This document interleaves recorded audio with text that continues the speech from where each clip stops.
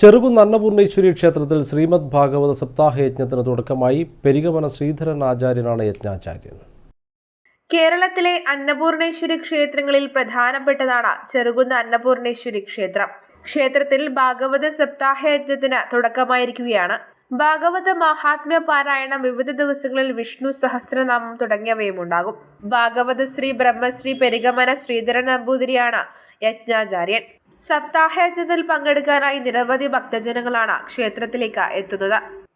ഇന്ദ്രിയങ്ങളെ പ്രീതിപ്പെടുത്താൻ പരിശ്രമിച്ച് ഞാൻ പൊട്ടക്കിണറിൽ വീണ അവസ്ഥയായി എന്നാണ് പറയുന്നത്. പൊട്ടക്കിണർ എന്ന് പറഞ്ഞാൽ വെള്ളം ഉണ്ടാവില്ല, അടുത്തുള്ള മാലിന്യങ്ങളും ഇല്ലേ സകലതും കൊണ്ട് അതിനകത്തിട്ടതിനാണ് ഉപയോഗശൂന്യമായ ഒരു കിണർ. അതിൽ പെട്ടു കഴിഞ്ഞാൽ രക്ഷപ്പെടാൻ പ്രയാസമാണ്. വെള്ളം ഉണ്ടെങ്കിൽ കുറച്ചെങ്കിലും രക്ഷപ്പെടും, ഇത് തീരെ രക്ഷപ്പെടില്ല. ഇതുപോലുള്ള ഒരു അവസ്ഥയിലായി ഞാൻ. എന്തുകൊണ്ട്? ഇന്ദ്രിയങ്ങൾക്ക് പിറകെ ചെന്നിട്ട്. ദിവസവും സഹസ്രപാരായണത്തിന് ശേഷം സമൂഹ പ്രാർത്ഥനയും ഗ്രന്ഥ നമസ്കാരവും ഉണ്ടാവും. ബ്രഹ്മശ്രീ സദാനന്ദൻ നമ്പൂതിരി, ബ്രഹ്മശ്രീ തേവലപ്പുറം വാസുദേവൻ നമ്പൂതിരി എന്നിവരാണ് സഹാചാര്യന്മാർ. സപ്താഹയജ്ഞം 19-ന് അവസാനിക്കും. News bureau, Pazhayangadi.